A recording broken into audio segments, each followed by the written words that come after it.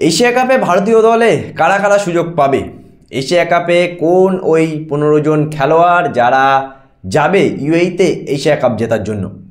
বন্ধুরা, Asia cup নিয়ে বেশ কিছু আপডেট চলে এসছে। সেটা হলো ভারতীয় দলের যে এশিয়া কাপ স্কোয়াডটা, সেই স্কোয়াডটা আগস্টের তৃতীয় সপ্তাহ মানে ওই 20 আগস্ট বা 22-23 আগস্টের মধ্যে এশিয়া কাপের একটা মেন শক্তিশালী স্কোয়াড বিসিসিআই অ্যানাউন্স করে দেবে।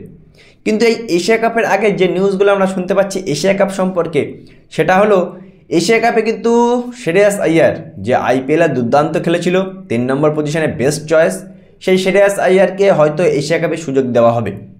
ওদিকে অভিষেক শর্মা যে বিগত 1 বছর ধরে এশিয়া টি20তে ভালো করছে, সেই অভিষেক শর্মাকে নাকি দুবাইতে মানে এশিয়া কাপে নেওয়া হবে না। শুভমান গিলকে যে টি20 থেকে বাদ পড়েছিল 1 বছর ধরে, সেই শুভমান গিলকে আবারও টি20 স্কোয়াডে এনে সূর্যকুমার যাদব ক্যাপ্টেন থাকবে আর শুভমান গিলকে ভাইস ক্যাপ্টেন করা হবে।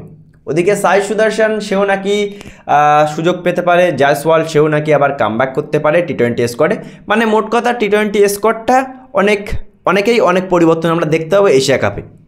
সুতরাং বন্ধুরা, এই যে এশিয়া কাপ নিয়ে যে চর্চাটা হচ্ছে, কোন কোন খেলোয়াড় সুযোগ পাবে, কোন কোন খেলোয়াড় সুযোগ পাবে না, এটা তো পরের কথা। কিন্তু আরও একটা কথা বলে রাখি যে এই যে আজকে 7 আগস্ট, 9 আগস্ট থেকে এশিয়া কাপ শুরু, মধ্যেখানে যে 1 মাসেরও বড় একটা সময় গ্যাপে ভারতীয় দল কিন্তু কোনো টি20 ম্যাচ বা কোনো সিরিজ, কোনো ক্রিকেটই খেলছে না। এটা কিন্তু বন্ধুরা একটা খারাপ দিক। তার কারণ আমরা জানি যে টি20 ফরম্যাটের এশিয়া কাপ হবে।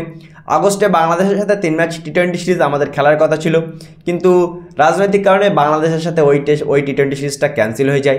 আমরা তার পরবর্তীতে শুনতে পেলাম যে বাংলাদেশের পরিবর্তে ওই সিরিজটা শ্রীলঙ্কার সাথে হবে। কিন্তু বন্ধুরা, আমরা এখন শুনতে পাচ্ছি যে শ্রীলঙ্কার সাথেও অফিসিয়ালিভাবে মানে কোনো ম্যাচ খেলছে না ভারত। তার মানে বন্ধুরা, 1 মাসেরও বড় সময় ধরে ভারতীয় দল কোনো টি20 মানে কোনো ইন্টারন্যাশনাল ক্রিকেটই খেলবে না। সুতরাং আমরা কিন্তু এই 1 মাসের পর ডাইরেক্ট এশিয়া কাপে গিয়ে খেলা করব, যেটা বন্ধুরা আমার কাছে একটু অযৌক্তিক মতো মনে হচ্ছে। কারণ বিসিসিআইয়ের এত পাওয়ার, হয় বাংলাদেশ নয় শ্রীলঙ্কার সাথে যে কোনো একটা টি20 সিরিজ দিয়ে একটা প্লেইং 11 যাচাই করতে পারত, কোন কোন খেলোয়াড়কে সুযোগ দেবে, কোন কোন খেলোয়াড় ভালো চয়েস হতে পারে, বা কোন প্লেয়ার এই সময় ভালো টি20তে ফর্ম আছে। কিন্তু তা না করে এই 1 মাস ছুটি কাটানোর পরে দীর্ঘদিন টি20 বা ক্রিকেট থেকে বাইরে থাকার পরে প্লেয়াররা হুট করে যখন একটা টুর্নামেন্টে যায় না, তখন সেই টুর্নামেন্টে বিপদ হয়ে যায়। এখন এশিয়া কাপ নিয়ে যে আলোচনাটা হচ্ছে, এই আলোচনা তো হতেই থাকবে বন্ধুরা, তার কারণ দীর্ঘ 1 মাস আর কোনো ক্রিকেট নেই। সুতরাং এই এশিয়া কাপ নিয়েই প্রত্যেক দিন আলোচনা হবে। এখন দেখা যাক যে ভারতীয় দল কেমন স্কোয়াড নেয় বা কেমন স্কোয়াড ঘোষণা করে। যদিও বলছি বন্ধুরা যে ভারতীয় দলের খেলা উচিত ছিল ক্রিকেট এই মধ্যেখানে, কারণ ক্রিকেট না খেললে যতই তুমি বড় বড় খেলোয়াড় হও না কেন, হুট করে কোনো একটা টুর্নামেন্টে গেলে বিপদ হতেই পারে।